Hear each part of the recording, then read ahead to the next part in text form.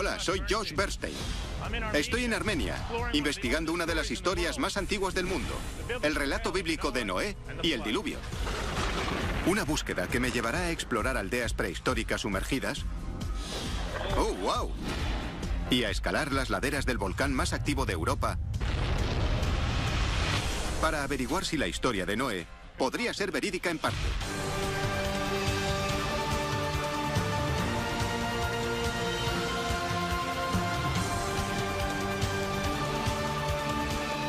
Adentrándose en lo desconocido. Quiero averiguar qué hay de cierto en la historia de Noé y el diluvio. Mi búsqueda comienza en el noreste de Tierra Santa, en la República de Armenia. Esta es la única pista que aporta la Biblia sobre dónde se desarrolló la historia de Noé.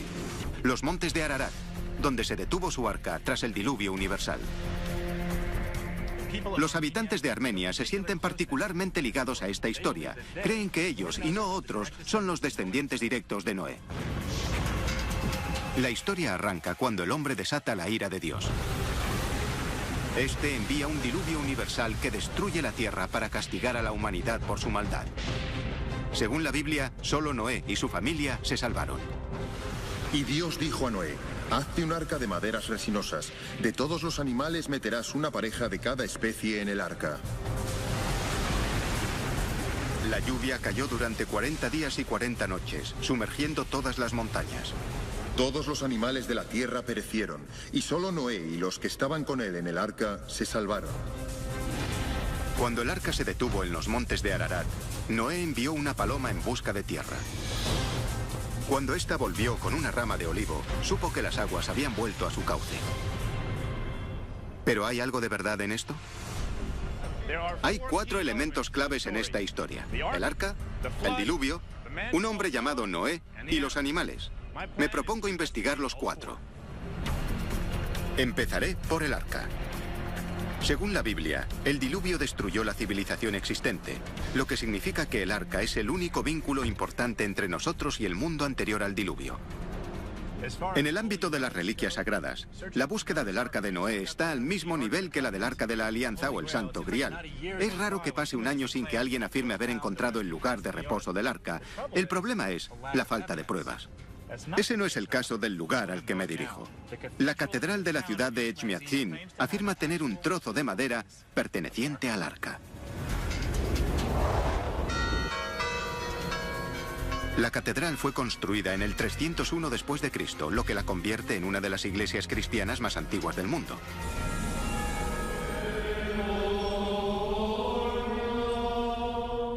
Bienvenidos a la catedral de Echmiadzin. Lo que están oyendo son a los curas y monjes cantando. Seguro que pueden oírles, pero lo que sí se están perdiendo es la manera en que resuenan sus cantos dentro del templo. Es un sonido realmente potente, es sagrado. El padre Kittredge de Bellian, un sacerdote armenio estadounidense que ahora vive aquí, es el custodio del arca. Ha accedido a enseñarme la reliquia. Está guardada en la parte de atrás, junto con otros cientos de objetos sagrados. Esta es la sala del Museo de Reliquias de la Catedral. Aquí se guardan y se exhiben todas las reliquias que son las posesiones más valiosas de la Iglesia armenia. El padre Kittredge me enseña un trozo de madera perteneciente, según se cree, al arca de Noé. Es tan venerado que está recubierto de oro y plata. Pero ¿cómo es que una iglesia de Armenia tiene un trozo del arca de Noé? Según historiadores armenios y griegos del siglo IV y V, un obispo de la iglesia llamado James subió con unos peregrinos la ladera de la montaña en busca del arca. Debido a la ascensión, el grupo estaba cansado y él se quedó dormido.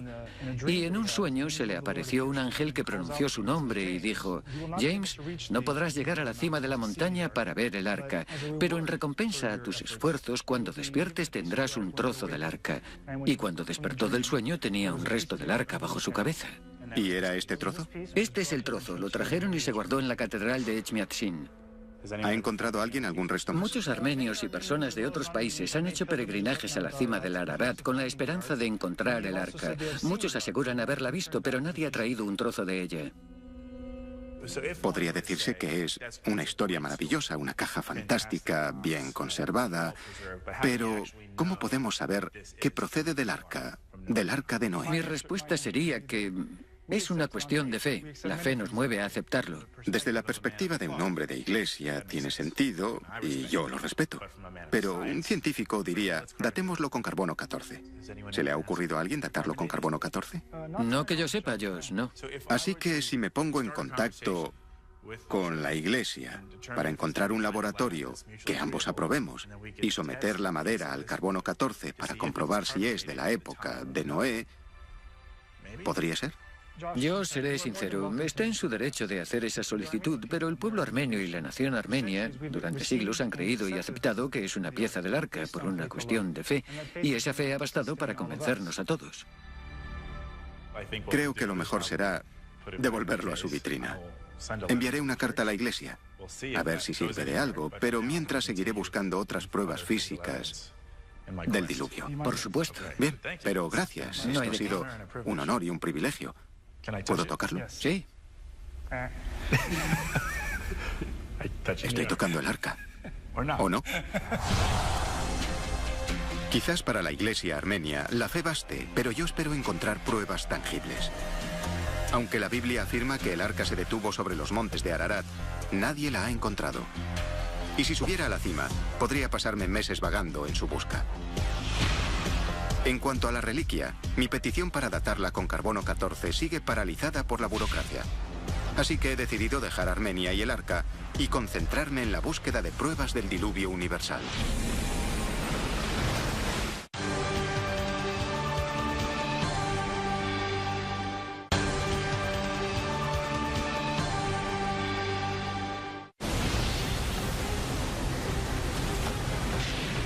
Todas las fuentes del gran abismo irrumpieron y los cielos se abrieron.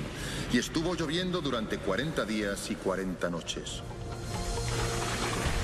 Nadie ha encontrado pruebas fehacientes de un diluvio que confirmen el relato bíblico. Pero he oído que un arqueólogo que se encuentra actualmente investigando en Jerusalén tiene una teoría diferente sobre el diluvio de Noé. Fue aquí donde la historia del arca de Noé se registró por escrito en la Biblia en el siglo VIII a.C. He fijado un encuentro en la ciudad vieja de Jerusalén con el arqueólogo Sean Kingsley. ¿Sean? Hola, Josh, ¿qué tal? Sean se doctoró en arqueología en la Universidad de Oxford, Inglaterra.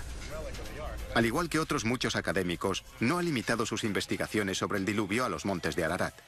Los sabios y los locos han estado buscando pruebas sobre el diluvio y sobre Noé desde los montes de Ararat al Éufrates y desde Bahrein al Mar Negro. Y francamente, no se ha encontrado ni una sola prueba fehaciente hasta la fecha. Sean dice que hay pruebas convincentes de que se produjo un diluvio de proporciones bíblicas en torno a la cuenca mediterránea en una época muy anterior a la Biblia. En los albores del Homo sapiens, en la Edad de Piedra. El relato del arca de Noé y del diluvio es la historia más antigua del mundo. Cuando se escribió en las calles de Jerusalén, aquí mismo, en el siglo VIII a.C., ya tenía 2000 años de antigüedad. Lo fundamental, la idea del diluvio apareció por primera vez en el 2700 a.C. en una historia llamada la Épica de Gilgamesh. La Épica de Gilgamesh es una de las primeras historias que se transcribieron. Se escribió en tablillas de arcilla en la antigua lengua de los acadios. Es una historia sobre un hombre llamado Utnapishtim. Como Noé, Utnapishtim sobrevive a un diluvio catastrófico en un arca enorme que llenó de animales. E igual que Noé, cuando la lluvia cesa, Utnapishtim envía una paloma en busca de tierra. Coincide perfectamente con la historia. La teoría es que Utnapishtim y el Noé de la Biblia son el mismo hombre. Sean sabe que historias antiguas como estas a menudo se transmiten oralmente de generación en generación antes de ser recogidas por escrito. Cree que la historia del diluvio se originó en la Edad de Piedra, en el periodo neolítico. Justo cuando la humanidad sale de las cavernas y empieza a construir las primeras viviendas. Y ahora ha descubierto una causa que pudo haberla provocado. No 40 días y 40 noches de lluvia, sino una catástrofe geológica que arrasó la costa mediterránea. Igual que nosotros, la gente del Neolítico luchaba contra sus propios demonios de finales de la Edad de Hielo. Un gran calentamiento global, la subida del nivel del mar. Pero además de eso, creo que hubo un desencadenante específico. ¿Cuál fue? Bien, debemos ir al otro lado del Mediterráneo, al monte Etna, en Sicilia, donde en el 5600 a.C., la cima de la montaña cayó al mar. Al hundirse en el Mediterráneo generó un enorme tsunami y unas 3 horas y media después había arrasado las costas del Líbano, Siria y de Tierra Santa. Bonita teoría, me gusta. Podría significar... Espera, ¿entonces insinúas que el diluvio lo provocó un tsunami? Lo que digo es que podría haber sido el desencadenante. ¿Podría ser un tsunami de la Edad de Piedra la base del diluvio bíblico? Solo hay un modo de averiguarlo. Viajar a Sicilia para buscar pistas en el monte Etna, el volcán más activo de Europa.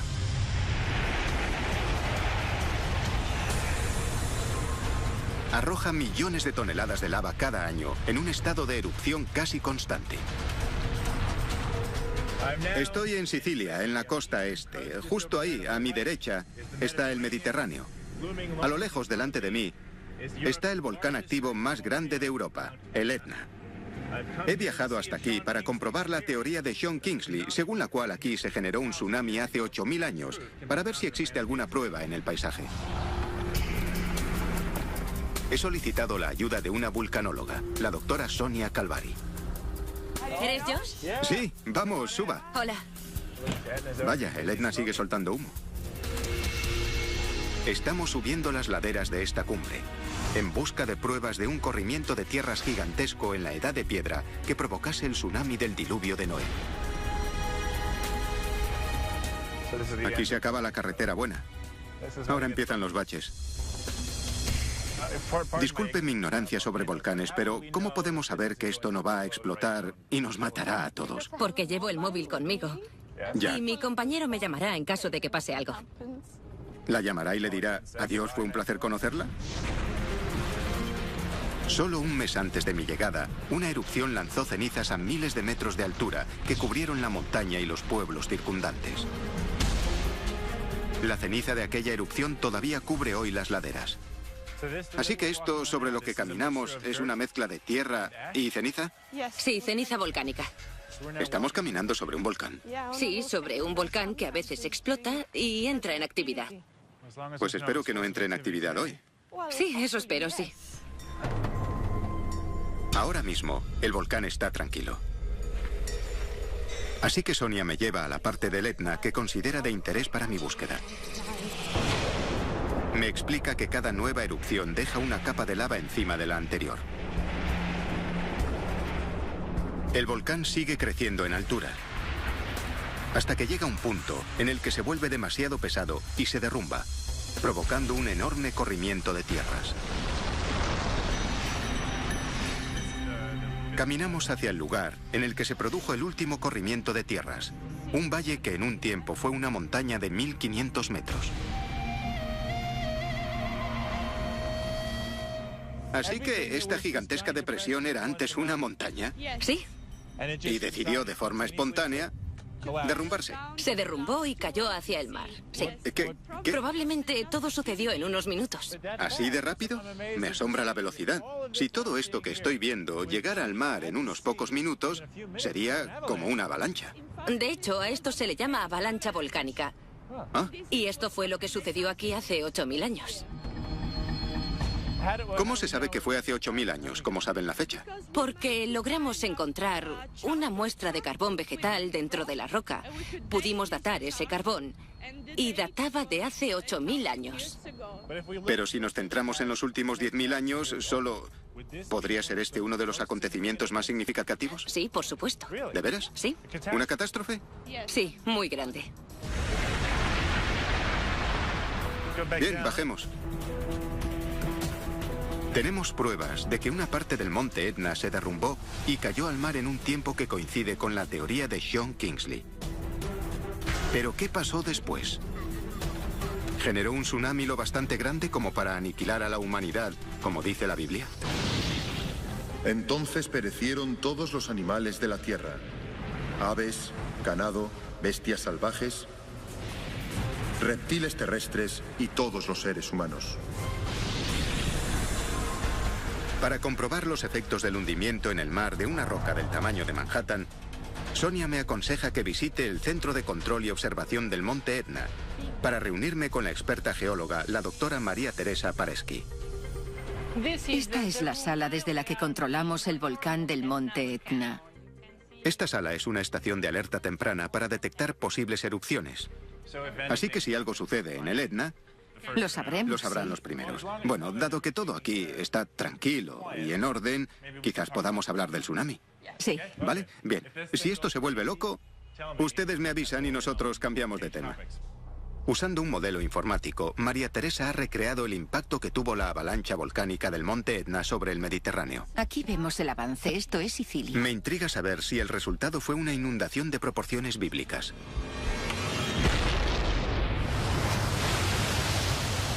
Oh, ¡wow! El impacto inicial genera olas de 40 metros de altura. Estas olas se desplazan más rápido que un avión de pasajeros, y cada una tiene unos 24 kilómetros de ancho. Ahí va Grecia. Cuando llegan a la orilla, no se detienen. Siguen avanzando, inundando todo a su paso. Fíjense, algunas de estas islas pequeñas quedan sumergidas. Este tsunami sepulta todas las tierras bajas costeras desde el norte de África a Grecia y más allá, creando lo que habría parecido un diluvio que inunda el mundo conocido. ¿Y ahora llega a Israel? Israel está justo ahí. María Teresa cree que este tsunami mató a un gran número de hombres y mujeres de la Edad de Piedra que vivían en el Mediterráneo. Así que si alguien buscaba el origen del diluvio de Noé, el arca y la historia del diluvio, podría ser este. Cree que podría encontrar pruebas de la destrucción que provocó este tsunami a su paso en asentamientos costeros de la Edad de Piedra. Y además tiene bastante claro dónde puedo buscarlas. Hay una población sumergida bajo el mar. Un pequeño poblado llamado Atlit Yam. Atlit Yam. Sí. ¿Es un poblado neolítico? Atlit Yam es único. Es el asentamiento neolítico de 8000 años de antigüedad más completo que se conoce. Como el nivel del mar ha subido desde el final de la última edad de hielo, ahora está sumergido. Pero en la época del tsunami, Atlit Yam estaba en tierra firme y en primera línea de fuego. De modo que si quisiera encontrar alguna prueba sobre este impacto, sobre el tsunami que cruzó el Mediterráneo y llegó a Atlit Yam, ¿es posible que lo lograra explorando este lugar? Sí, sin duda. Me dirijo de nuevo a Israel, a un poblado de la Edad de Piedra que ahora está sumergido en el mar, en busca de la destrucción que provocó a su paso un mega tsunami. Bien, estoy de nuevo en Tierra Santa, a unos 1900 kilómetros al este del Monte Etna, en el puerto de Haifa. Desde aquí, nos separan unos 16 kilómetros en barco del poblado arqueológico de Atlit Yam. El poblado ahora está sumergido porque en los últimos 8000 años el nivel del mar ha subido unos 9 metros. Pero en la Edad de Piedra, Atlit Yam estaba en la costa. Hola Ehud, ¿cómo está? El doctor Ehud Galili es el arqueólogo submarino más importante de Israel. Ha accedido a ayudarme en mi búsqueda. Bien, Hernán, arranca el motor. Ehud descubrió Atlit Yam en 1985, mientras buscaba barcos naufragados. Fue un descubrimiento increíble, la población sumergida de la Edad de Piedra más completa del mundo. Así que, si un tsunami cruzara todo el Mediterráneo y llegara a las costas de Israel, ¿habría arrasado Atlit Yam? De haberse producido un tsunami le habría afectado, sin duda alguna. ¿Podemos buscar indicios del impacto de un tsunami? Bien, si el asentamiento fue destruido o arrasado a causa de una catástrofe en 5 minutos, deberíamos encontrar alguna prueba de lo sucedido. Los indicios del azote de un tsunami incluirían viviendas destrozadas y huesos humanos rotos. Hoy exploraremos esta sección del yacimiento, las áreas G y N. La semana pasada una gran tormenta azotó esta zona y desplazó toneladas de arena del lecho marino, así que es posible que dejara al descubierto algún secreto antiguo de Atlit Yam. Es un buen indicio. Ehud cree que haremos algún nuevo descubrimiento. El agua está fría, la visibilidad es escasa y estoy emocionado. Es una inmersión hacia uno de los primeros asentamientos del planeta.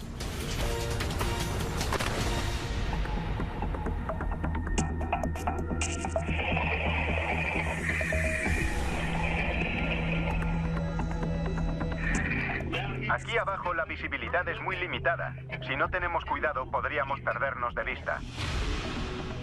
Comienza la búsqueda de pruebas de un tsunami que podría ser el diluvio de Noé. Y Ehud encuentra algo enseguida. ¡Wow! Miren estas piedras. Es bastante alucinante. Estas piedras, dice, son parte de una antigua estructura neolítica. Es un pozo. Es un pozo de la época neolítica. Pero aunque lo alcanzara el tsunami, no habría destruido un pozo bajo tierra. Tengo que encontrar cosas que estuvieran en la superficie cuando les alcanzó la ola. Restos de asentamientos, monumentos o incluso alguno de los pobladores. No me importaría encontrar una calavera semienterrada. Ehud ha encontrado algo más. ¡Oh! ¡Un hueso! ¡Tenemos un hueso! ¡Tenemos un hueso!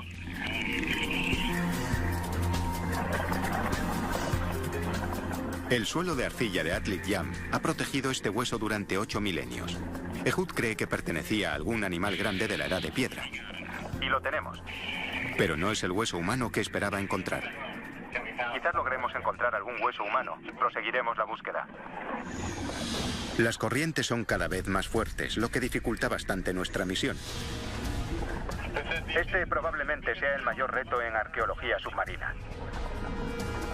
A través de los sedimentos y las algas, localizo una estructura. ¡Miren esto!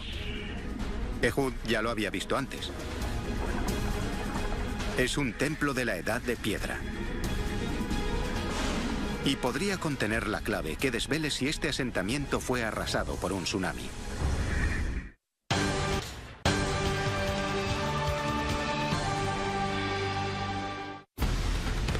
La búsqueda de pruebas sobre el diluvio universal me lleva a uno de los asentamientos más antiguos del mundo, un poblado neolítico sumergido frente a las costas de Israel. Busco algún indicio que confirme que un tsunami destruyó este poblado hace 8000 años. Con la ayuda del doctor Ehud Galili, ya he encontrado un hueso de un animal neolítico que pienso analizar después. Pero ahora acabo de descubrir algo mejor. Un templo de la edad de piedra que quizás aporte la prueba que busco. Ehud me ha explicado que esto es un centro ritual. Es un monumento, similar a Stonehenge, solo que este es mucho más antiguo. Las piedras están colocadas en semicírculo. 1, 2, 3 y una cuarta allí. Este templo prehistórico lleva en pie como mínimo 8000 años. No sé si de haberse producido un tsunami se habrían movido estas piedras, pero que sigan en la misma posición significa que o bien el tsunami no llegó hasta aquí o que no fue tan devastador. Por desgracia, la inmersión llega a su fin. He encontrado un pozo antiguo, un hueso animal y un templo, pero por ahora ninguna prueba del tsunami. ¿Es posible que las pruebas estén ahí, pero aún no se han encontrado? Porque supongo que si una sección enorme del monte Etna se hundió a 1900 kilómetros, la ola habría llegado hasta aquí. Sí, es posible. A pesar de que no encontré edificaciones derrumbadas o huesos humanos, Ehud me dice que hace 3 días encontró 2 esqueletos humanos.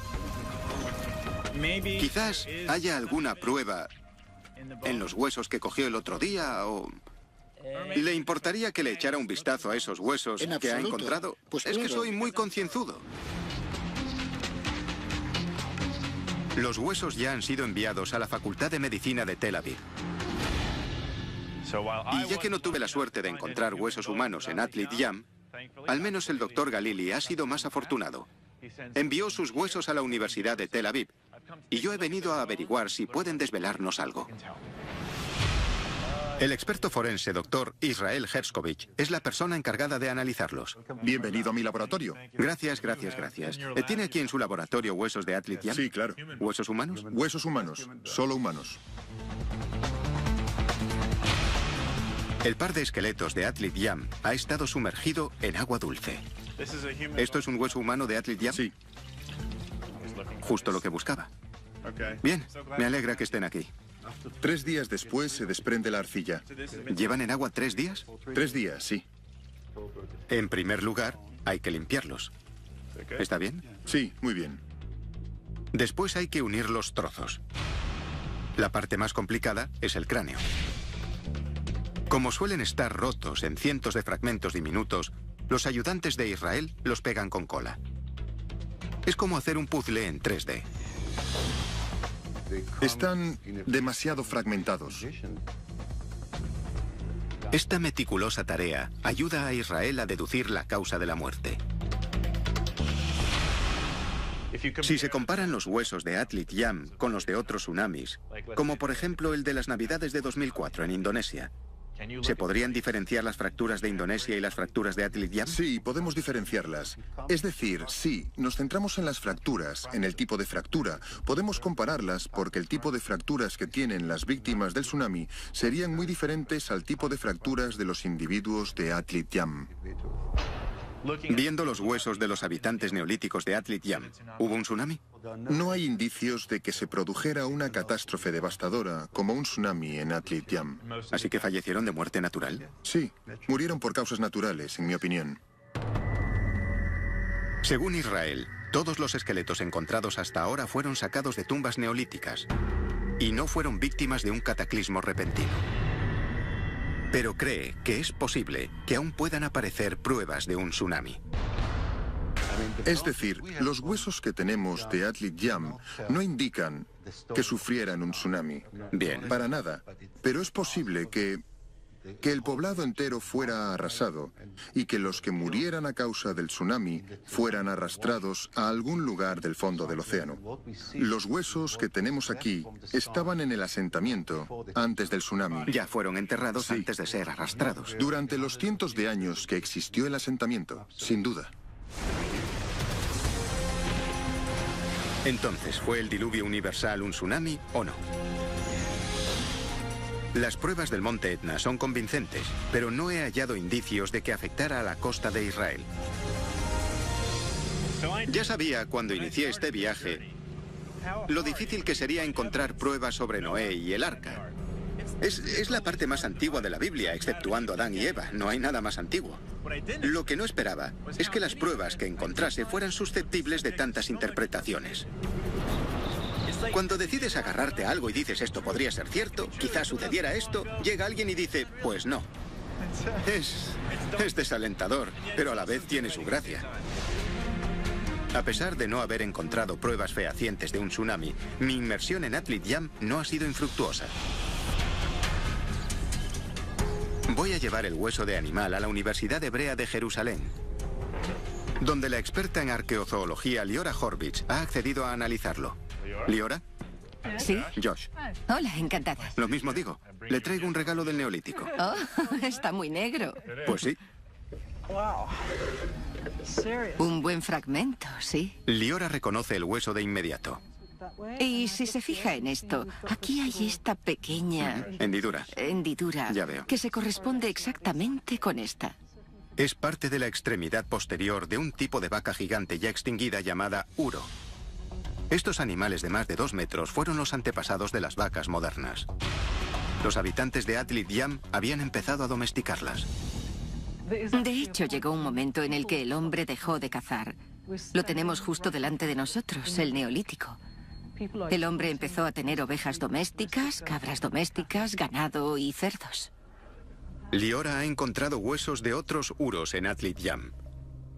Lo que vemos aquí son cuernos que también encontramos en Atlit Yam. Bien.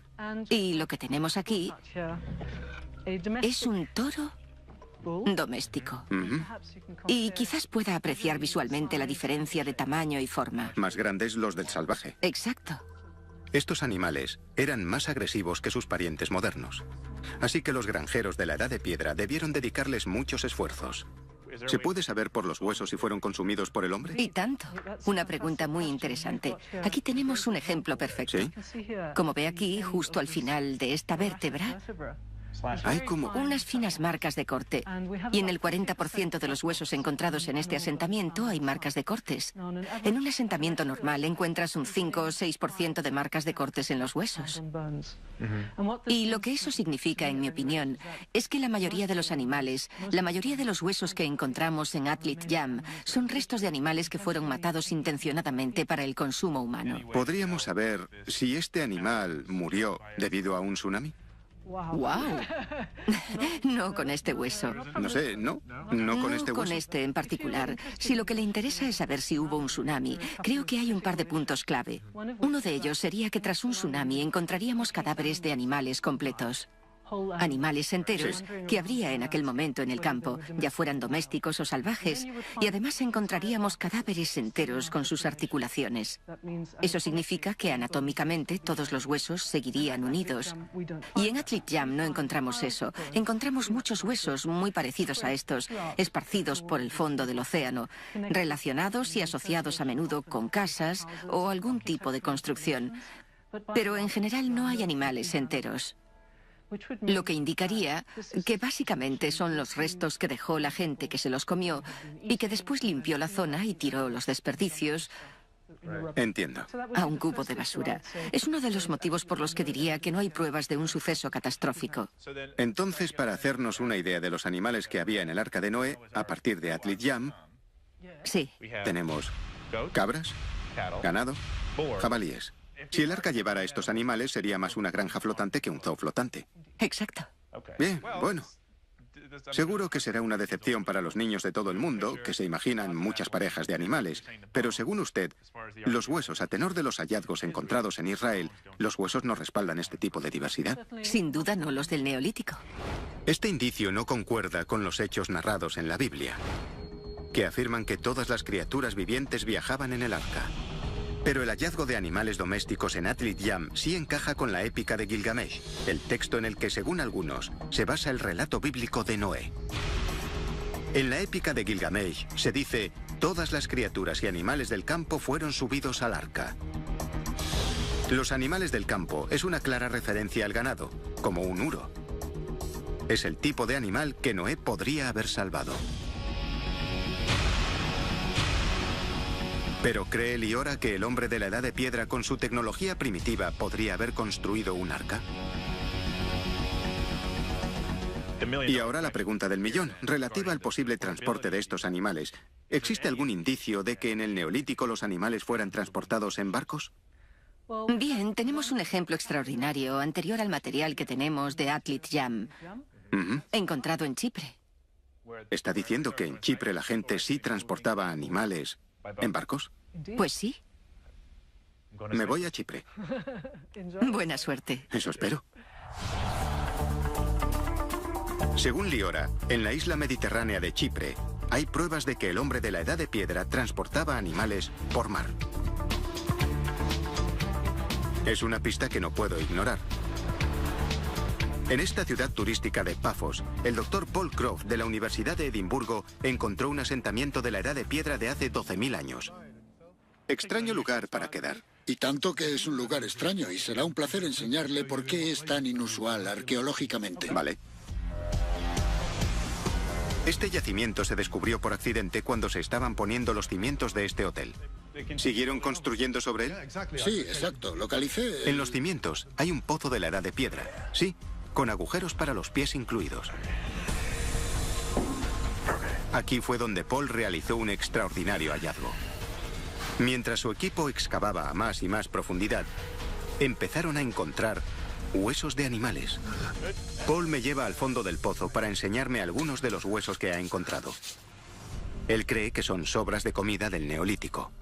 La gente comía alrededor de la boca del pozo. Y con el paso del tiempo, mientras el pozo se llenaba, algunos de los detritus, las sobras que quedaban de esas comidas, habrían sido arrastrados con el lodo. ¿Y esto es solo un ejemplo de los huesos que encontraron? Claro, tenemos miles y miles de huesos. Algunos más grandes y de aspecto más impactante. Todos están en nuestro centro arqueológico. En el centro arqueológico consigo reconocer algunos de los huesos. Cabras, ganado y jabalíes, como los que vivían en Atlit Yam. Bien, ¿por qué son tan especiales estos huesos? No llegaron aquí de forma natural. Debieron de traerlos las primeras colonias humanas que llegaron a la isla. Oh, vale, ya entiendo. ¿Los trajeron aquí en barco? Exacto, sí. Pero, Paul, ¿no sería posible que estos animales hubieran llegado a través de un puente de tierra? ¿Sería posible esa teoría? Conozco esa teoría, pero no hay ninguna prueba geológica real de que existiera una ruta por tierra hacia Chipre desde hace unos 5.500 millones de años, así que podemos descartarla. Pero lo que me interesa de estos hallazgos de Chipre es que demuestran que en el Neolítico el hombre era capaz de construir barcos para transportar animales. Sí, de eso no hay ninguna duda. Y si alguien quisiera llamar a esta granja flotante de animales Arca, ¿se podría? Se podría, sí. Me gusta. Me gusta, es una buena prueba. Parece que el hombre del Neolítico en el Mediterráneo sabía construir barcos para los animales. Esto respalda la teoría del arqueólogo Sean Kingsley de que la historia de Noé podría haberse desarrollado en la Edad de Piedra. Pero, ¿qué hay de la persona que, según la Biblia, construyó el arca? ¿Qué podré averiguar sobre el hombre al que llamamos Noé? Noé era un hombre justo y perfecto entre sus contemporáneos. Noé caminaba con Dios. La Biblia no menciona dónde o cuándo vivió. Sin embargo, de vuelta en Israel, en las montañas Carmel, que dominan el asentamiento neolítico de Atlit Yam, el arqueólogo Dr. Sean Kingsley cree tener la respuesta. Creo que hubo un Noé de carne y hueso. No sabemos su nombre. Creo que vivía en un poblado neolítico cerca de Carmel y por eso he decidido traerte aquí. Sean asegura que tiene pruebas novedosas sobre el hombre que sobrevivió al diluvio universal. ¿Estaré a punto de encontrarme cara a cara con el verdadero Noé?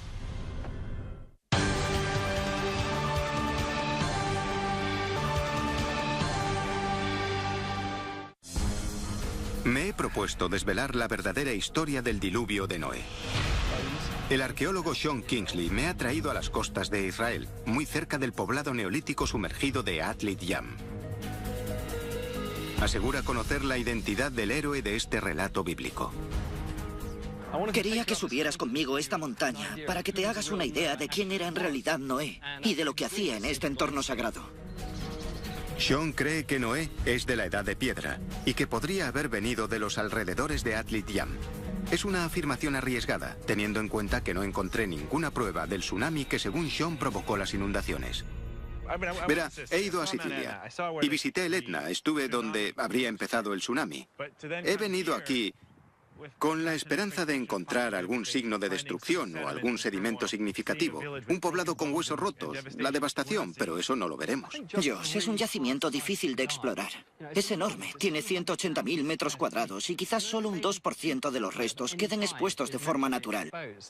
Creo que hay que seguir investigando.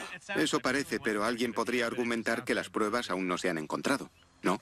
Sí, aún hay muchos esqueletos por salir de ese armario. Si Sean tiene razón, y Noé vivió aquí hace 8.000 años, ¿quién era?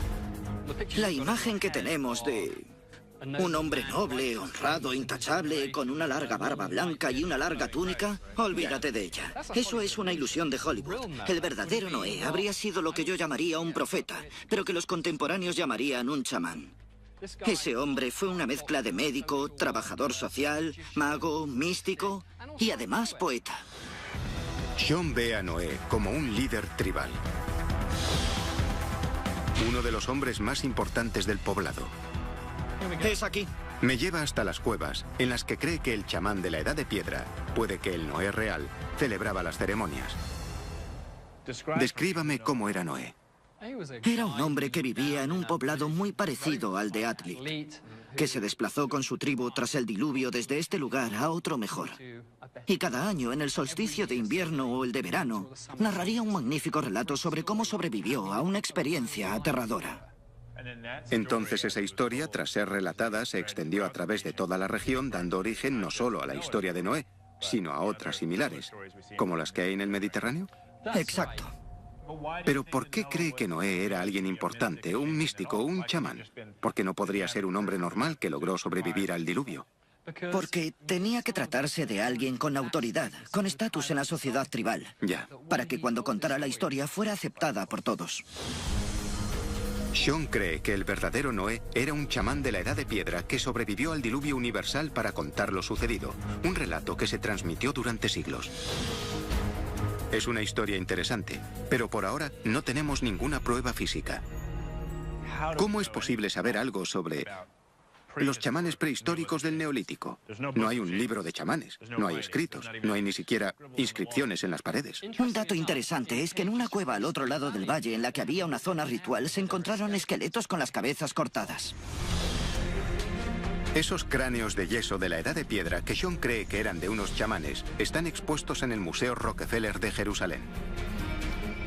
Llegamos. Aquí está lo que quería mostrarte en todo su esplendor. Te presento el rostro de nuestros antepasados. Esta cabeza tiene 8.500 años de antigüedad. Es una de las primeras esculturas que se hicieron. Según Sean, bajo el yeso hay un cráneo humano de verdad. Así que este podría ser el aspecto de la persona a la que perteneció este cráneo. Sí, así es, aunque está un poco más aplastado porque... Iba a decirlo, parece un poco aplastado. Bueno, porque ya ves dónde está la mandíbula inferior. De modo que tuvieron que poner los labios donde estaría la nariz y la nariz aquí arriba, en la zona de la frente. ¿Y cree que este era también un chamán, un místico, un profeta? Sí. Este fue encontrado en una zona de muertes rituales. En esa misma zona encontraron el esqueleto de una gacela, a la que le quitaron la cabeza y la sustituyeron por esta cabeza que vemos. ¿Sustituyeron su cabeza por esta? Correcto. Era una especie de criatura híbrida, mitad humana, mitad animal. Es muy interesante porque cuando los chamanes entran en trance, en el mundo de los sueños viajan a la zona espiritual con un animal. El animal es su guía. Creo que este chamán quizás fuera enterrado, acompañado de su guía. Estos cráneos reflejan sin duda que el hombre de la Edad de Piedra no practicaba la religión como la conocemos, pero no creo que demuestren que Noé era un chamán. Creo que la teoría de Sean no es más que eso, una teoría. Bueno, entiendo que crea que Noé fue un personaje real, pero hay aspectos en su teoría que podrían llevar a pensar... exagera. ¿No le parece? Creo que tiene más sentido de lo que cuenta el libro del Génesis, que es solo propaganda. Sean quizás no crea la descripción bíblica del diluvio de Noé, pero podríamos decir que sin pruebas irrefutables, su teoría en cierto modo también se basa en la fe. Mi búsqueda para averiguar la verdad oculta tras la historia de Noé vuelve al punto de partida. He estudiado la teoría de Sean, según la cual hace 8.000 años, un tsunami diezmó la costa mediterránea y aniquiló a la mayoría de los habitantes de la Edad de Piedra. Un hombre, un líder, sobrevive para transmitir el relato del diluvio universal a las generaciones futuras. Algunas civilizaciones antiguas le llaman Utnapishtim, pero nosotros lo conocemos como Noé. Entonces, ¿cuánto hay en su teoría de verdad y cuánto de ficción? Es indudable que durante el Neolítico los habitantes del Mediterráneo eran capaces de transportar animales en barco. También lo es que la zona este del monte Etna se derrumbó y cayó al océano, provocando un gran tsunami. Pero que ese tsunami llegara hasta Israel con la fuerza suficiente como para destruir Atlit Yam, o que el personaje de Noé esté basado en un chamán o en un profeta de la época, sobre eso no hay pruebas concluyentes. Pero la posibilidad siempre existe. Como dicen los científicos, la ausencia de pruebas no es la prueba de su ausencia. Pero hasta que encontremos esas pruebas, quizás solo sea, como dijo el padre Kittredge al comienzo de mi viaje, una cuestión de fe.